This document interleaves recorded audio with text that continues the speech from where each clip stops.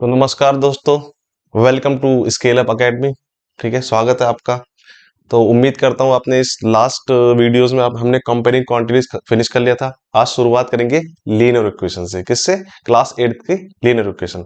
ठीक है, chapter start करने से पहले मैं आपको कुछ बेसिक चीजें बताना चाह रहा हूँ। चैप्टर के अंदर क्या है, सबसे पहले आप देख पा रहे हो यहाँ पर कांस्टेंट, उसके बाद आपका वेरिएबल्स। अब कांस्टेंट्स और वेरिएबल होते क्या है, इस चीज को समझिए। ठीक है ना। तो वेरिएबल का मतलब होता है वेरी, वरी। क्या होता है? वरी। वरी का मतलब होता है, वरी का मतलब होता है चेंज। क्या होता है वरी का मतलब? चेंज, यानी कि जो चीजें चेंज हो सकती हैं उसको हम बोलते हैं वेरिएबल्स। फॉर एग्जांपल, जैसे कि X, Y, Z, P, Q, R, A, B, C, यानी कोई भी अल्फाबेट जो होता है ना हम यूज करते हैं ना मैथ्स के अंदर, वो होते हैं आपके वेरिएबल्स। जैसे 2x हो गया, कहीं पर 3x हो गया, कहीं पर 7x हो गया, कहीं पर 3y हो गया, कहीं पर 9y हो गया। तो कहीं ना कहीं आप देख पा रहे हो वेरिएबल्स क्या हो रहे हैं, अपने आप में चेंज हो रहे हैं। और वहीं मैं कांस्टेंट की बात करता हूँ। कांस्टेंट का मतलब होता है फिक्स्ड, जो जैसा है वैसा ही रहेगा। जैसे मैं यहाँ पे लिखता हूँ आपका 2 - 3, ठीक है, 5/4, ये सारे क्या आपके वेरिएबल्स। बात आ रही है समझ में? ये सारे आपके क्या है, कॉन्स्टेंट्स। ठीक है, मैंने आपको कॉन्स्टेंट और वेरिएबल के बारे में तो बता दिया। अब टर्म्स को देख लेते हैं। टर्म आपकी क्या होती है? 2x, 3x, -5/2, 2 वगैरह वगैरह, कुछ भी हो सकती है टर्म्स। अब इन टर्म्स के साथ हम साइंस को पुट कर देते हैं तो बन जाता है एलजेब्रिक एक्सप्रेशन। इसमें लिखता हूँ 2x + 5। ठीक है, सेकेंड लिखता हूँ मैं 3y - 3। ठीक है, तो ये क्या है? Algebraic expression. अच्छा, मैं किन्हीं भी दो एक्सप्रेशन को, एलजेब्रिक एक्सप्रेशन को इक्वल में रख देता हूं तो हो जाता है आपका इक्वेशन। क्या हो जाता है? इक्वेशन। समझना, जैसे मैं लिखता हूँ 2x - 3, एक एलजेब्रिक एक्सप्रेशन ये है। इसको इक्वल्स टू में रख देता हूँ 3 या फिर 8x माइनस या +5। ठीक है ना। तो ये कहीं ना कहीं अपने आप में क्या बन गई? एक इक्वेशन बन गई। बात आ रही है समझ में? तो कांस्टेंट में मैंने आपको बताया वो वैल्यू जो सेम रहती है। ठीक है, वेरिएबल्स होते हैं जो चेंज हो जाते हैं, जैसे 2x, 3x, 5x वगैरह वगैरह। टर्म्स क्या होती हैं? 2x, 3x, -5, -2 वगैरह वगैरह। ठीक है, एलजेब्रिक एक्सप्रेशन क्या होते हैं? साइंस के साथ जो वेरिएबल और कांस्टेंट आते हैं वो होते हैं आपके एलजेब्रिक एक्सप्रेशन। जैसे 2x + 5, ये अपने आप में एलजेब्रिक एक्सप्रेशन है, और 3y - 3 भी अपने आप में एलजेब्रिक एक्सप्रेशन है। अब कोई भी दो एलजेब्रिक एक्सप्रेशन को जो हम इक्वल रख देते हैं तो बन जाता है आपका इक्वेशन। क्या बन जाता है? इक्वेशन। और इन्हीं इक्वेशन से पूरा चैप्टर बना, लीनियर इक्वेशन। इन क्वेश्चनों को हम सॉल्व करते हैं। चलो आगे देखते हैं। ठीक है, तो यहाँ पर दे रखा है, एक इक्वेशन दे रखी है। जैसे यहाँ पर दे रखा है 2x - 3 = 7। ठीक है, इसको सॉल्व करने के दो तरीके हैं। मैं पहले आपको फर्स्ट बताता हूँ। हमें किसकी वैल्यू निकालनी है? यहाँ पर x की वैल्यू निकालनी है। ठीक है, हमें x की वैल्यू निकालनी है तो x को अकेला छोड़ना है। तो इस चीज को समझिए कि भाई हमको दोनों इक्वल करने हैं। क्या करने हैं? इक्वल करने हैं। तो इसको ऐसे समझिए, अगर 2x - 3 = यहाँ पर 7 है। एक छोटी सी बात बताओ, अगर यहाँ पर -3 है और मेरे को उसको हटाना है, यहाँ से -3 को गायब करना है, तो कहीं ना कहीं मैं यहाँ पर +3 लिख दूं, कोई दिक्कत तो नहीं है? तो आप बोलोगे सर कोई दिक्कत नहीं है। पर एक बात बताओ, दोनों साइड इक्वल है, मतलब इसको इसके इक्वल दिखाना है, तो जब मैंने यहाँ पर 3 ऐड करा तो यहाँ पर भी तो 3 ऐड करूंगा। ठीक है, तो अब यहाँ -3 से +3 कैंसिल आउट हो गया। अब क्या बचा? 2x = 7 और 3 10। कोई दिक्कत तो नहीं है? अच्छा, अब x के साथ क्या है? 2 है। x के साथ क्या है? 2 है। तो आप बोलोगे सर x के साथ 2 क्या करना है? इसको मल्टीप्लाई करना है। अगर मेरे को 2 हटाना है तो मैं इसको डिवाइड कर दूं। अच्छा, अगर मैंने इसको डिवाइड कर तो यहाँ पर तो डिवाइड करूंगा। ओके, तो 2 से 2 कैंसिल आउट हो गया, तो यहाँ पर सिंपल क्या बचा? x। और 2 के टर्म में कितनी बार आता है? 5। तो x की वैल्यू क्या आ गई? 5 आ गई। बात आ गई समझ में? एक टाइप तो ये है, तरीका ये है करने का। पर मैं बोलता हूँ सबसे बेस्ट तरीका क्या है? ठीक है, जिससे आपके बड़े से बड़े क्वेश्चन हो जाएंगे, आप बिल्कुल नहीं घूमोगे। ठीक है ना, वो तरीका ये है कि आप इसमें देखिए 2x - 3 = 7 लिखा हुआ है, तो वेरिएबल्स एक तरफ कर लो और कांस्टेंट वैल्यू एक तरफ कर लो। तो आपने बोला सर ठीक है, तो आपको दिख रहा है 7 अपने आप में कांस्टेंट है, और 7 के साथ कौन है कांस्टेंट? यहाँ पर 3 है। तो पहले बात तो जो 3 कांस्टेंट है उसको उधर ले जाए। अच्छा, इस चीज को समझ लीजिए। ठीक है, बचपन से आप पढ़ते आ रहे होंगे कि प्लस का इक्वल्स टू के उधर जाके क्या होता है? माइनस, और माइनस का इक्वल्स टू उधर जाके क्या होता है? प्लस। मल्टीप्लाई का क्या होता है? डिवाइड, और डिवाइड का क्या होता है? मल्टीप्लाई। ठीक है, इसी तरीके से एक होता है स्क्वायर, स्क्वायर का क्या होता है? रूट। बस इतना याद रखो। ठीक है, क्यूब का क्यूब रूट होता है, पर आपके काम यही आएंगे, इन चीज को समझ लीजिए। ठीक है ना। तो मैंने देखा कि मेरे यहाँ पर 3 किस चीज का है? प्लस का। तो प्लस का 3 उधर, माइनस का 3 किसका है? माइनस का। माइनस का 3 उधर जाके क्या होगा? प्लस का 3। कोई दिक्कत तो नहीं है? ओके, तो 2x = 3 और 7 10। अब ये देखिए, कोई भी एक नंबर है और उसके साथ कोई भी एक अल्फाबेट है, यानी कोई भी कांस्टेंट टर्म है, उसके साथ कोई भी एक वेरिएबल है, दोनों के बीच में कोई भी साइन नहीं है, तो समझ जाओ वो क्या है, मल्टीप्लाई है। क्या है? मल्टीप्लाई है। तो मेरे को x की वैल्यू निकालनी है, तो x को अकेला छोड़ना है, तो 2x इसको मल्टीप्लाई कर रहा है, तो इधर आके क्या करेगा? डिवाइड। ठीक है, तो 2 के टोटल में कितनी बार आ गए? 5 बार। बात आ रही समझ में? ठीक है, दोनों तरीके से मैंने आपको बता दिया है, पर जो ये वाला तरीका है, ये वाला जो कॉन्सेप्ट है, ये थोड़ा सा लेंथी हो जाएगा। जब आप बड़े क्वेश्चन करोगे तो कहीं ना कहीं आपको बहुत ज्यादा दिमाग घूमेगा, इसलिए मैं बोलूंगा कि आप इसको तो साइड में रख दो। ठीक है ना, इसको क्या कर दो, साइड में ही रख दो। आप यूज करो किसको? इसको यूज करो। ठीक है, सारे क्वेश्चन आपके बन जाएंगे। ओके, आगे चलते हैं। ठीक है, थोड़ा सा पेन चेंज कर लेते हैं।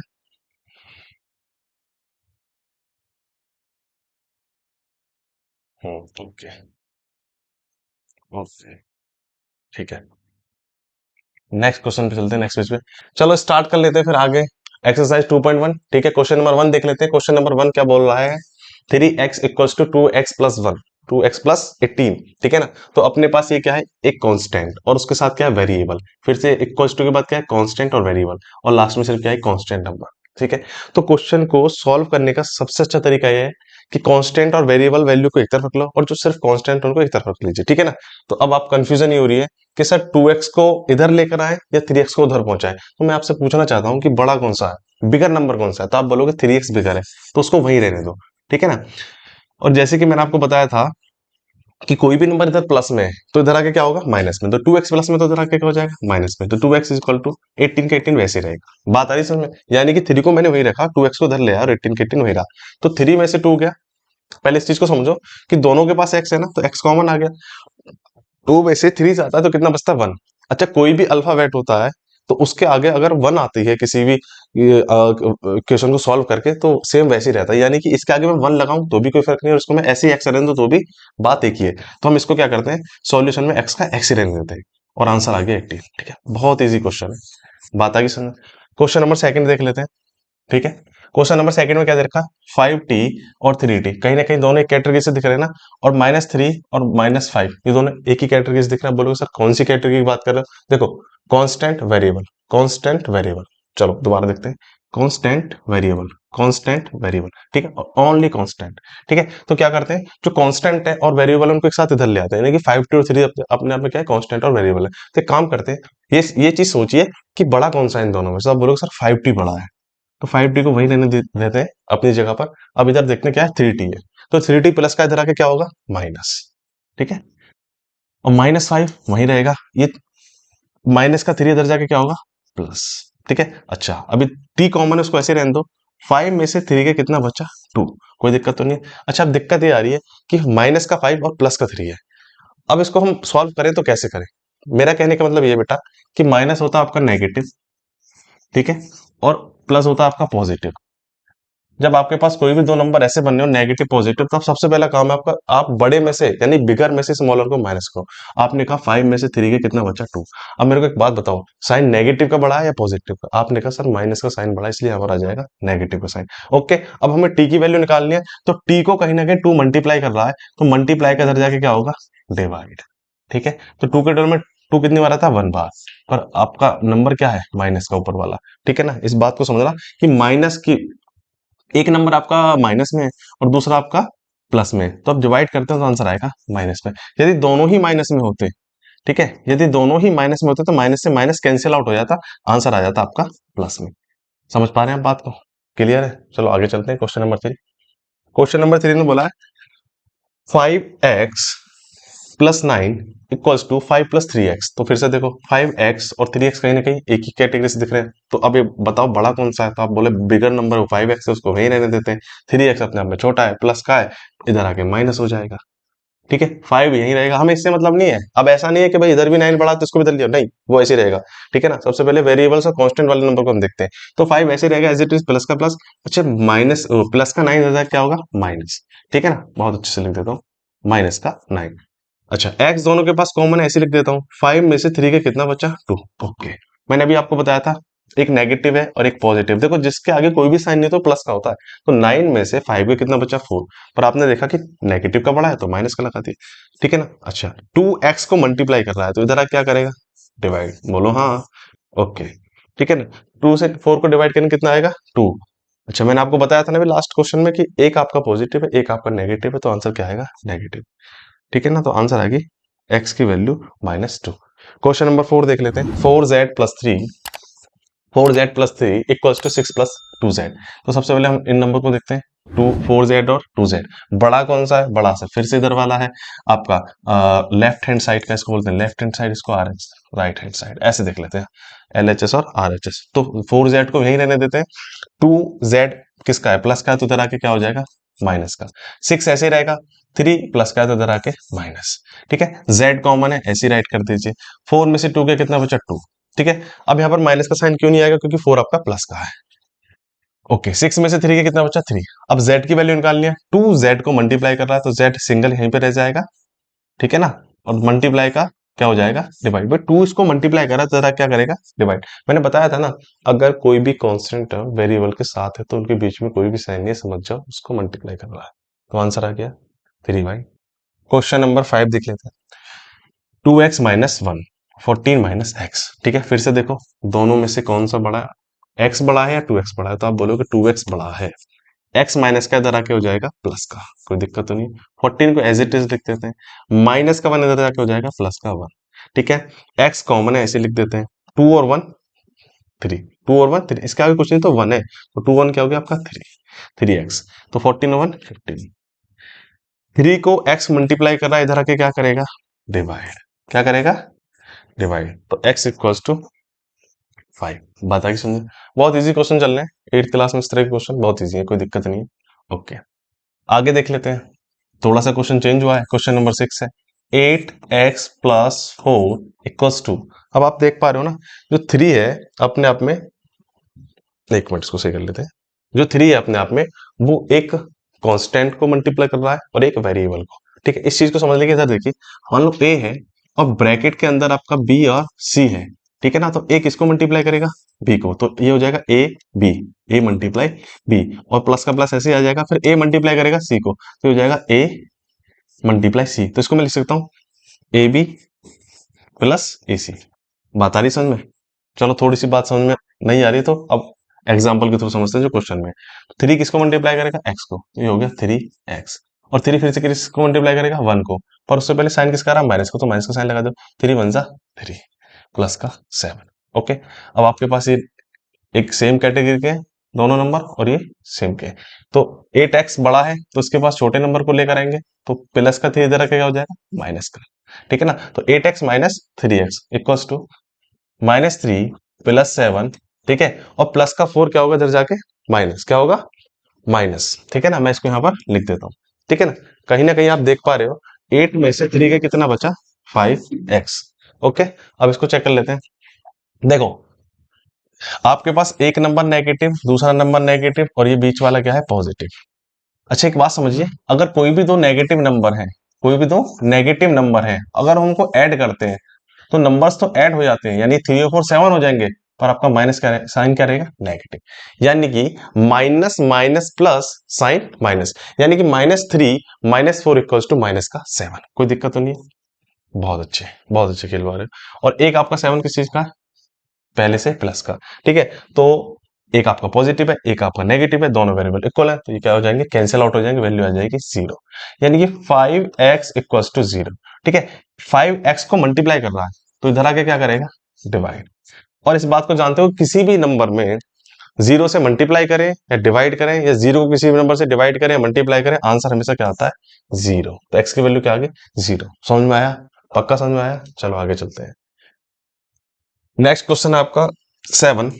ठीक है, देखो बच्चों, मैं आपको जो भी क्वेश्चन करा रहा हूँ वो एनसीईआरटी के हैं। किसके हैं? एनसीईआरटी के, और लेटेस्ट है, यानी कि 2023 पे ही चल रहा है। जो लेटेस्ट पैटर्न आया ना इस साल, आपको पता है लेटेस्ट पैटर्न आया, चेंज हुआ है। ठीक है ना, उसी पे क्वेश्चन है। तो क्वेश्चन नंबर 7 करा है x इक्वल्स टू, अच्छा अब यहाँ समझने वाली बात है, 4/5 x + 10। ठीक है, इस चीज को समझो कि 5 जो है 4 को डिवाइड कर रहा है, 5 4 को डिवाइड कर रहा है। देखो भी, अब इस इन क्वेश्चन में ब्रैकेट्स आने लगे, तो सबसे पहले ब्रैकेट को खोलना पड़ेगा ना। बोर्डो मास तो बड़ा होगा ना बचपन में, 3rd 4th 5th में कहीं ना कहीं। तो इस चीज को समझो, 4 तो इन दोनों को मल्टीप्लाई कर रहा है और 5 इस पूरे को डिवाइड कर रहा है, तो 5 डिवाइड कर रहा है, इधर आके क्या होगा? मल्टीप्लाई। ठीक है ना, और 4 इसको क्या कर रहा है? मल्टीप्लाई। तो 5 डिवाइड के इधर आके मल्टीप्लाई हो गया। अब बचा आपका 4x + 10। ठीक है ना, 4 को डिवाइड कर रहा है तो इधर आके क्या करेगा, मल्टीप्लाई। तो 5 इधर ले जाएंगे x में, तो 5x हो गया, ठीक है ना, मल्टीप्लाई कर दे। अब बचा आपके पास 4 ब्रैकेट x प्लस 10, तो 4 इन दोनों को मल्टीप्लाई करेगा, तो 5x इक्वल टू 4 1 जा 4x प्लस 4 10 जा 40। कोई दिक्कत तो नहीं है? बात आ रही समझ में?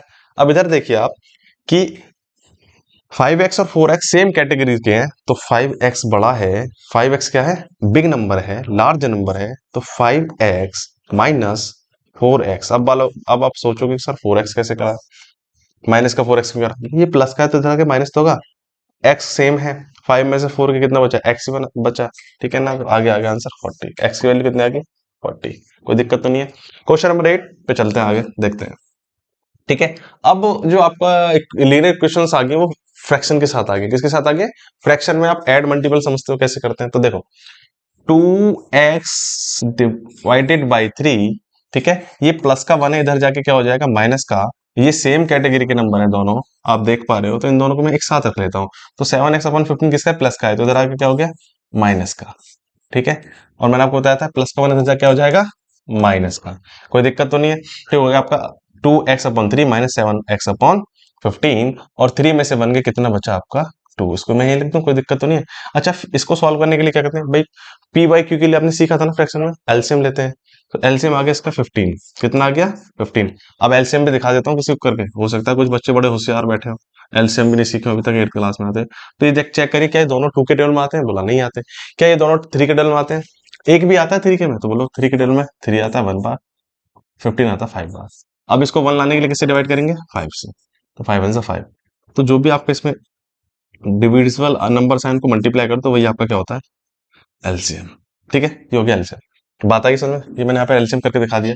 अब आगे देखते हैं, फ्रैक्शन में हम ऐड और सब्ट्रैक्ट करते हैं, तो क्वेश्चन बोलता है कि नीचे वाला नंबर एलसीएम को डिवाइड करता है, 3 के डबल में 15 कितनी बार आता है, आप बोलोगे 5 बार, और जो भी आंसर आया उसके ऊपर जाके क्या होती है मल्टीप्लाई, 5 2 जा 10 एक्स, ये हो गया आपका सॉल्व। माइनस का माइनस, 15 के डबल में 15 कितनी बार आता है 1 बार आता है, और 1 की मल्टीप्लाई 7 में करेंगे तो कितना आ जाएगा 7x, ठीक है, कोई दिक्कत तो नहीं है। तो यहाँ पर क्या बचाता है आपका 2, तो पेज को ऐड करते हुए आगे चलते हैं, तो आपको बचाता 10x, ठीक है, minus 7x upon 15 equals to 2।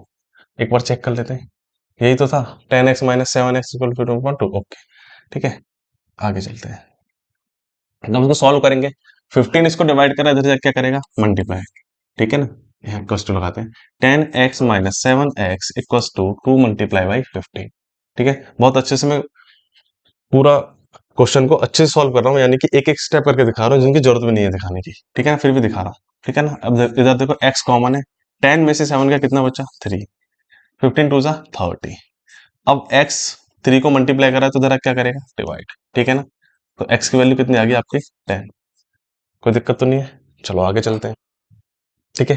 Exercise 2.1 का 9 क्वेश्चन देख लेते हैं, सेम वही क्वेश्चन है 9, 2y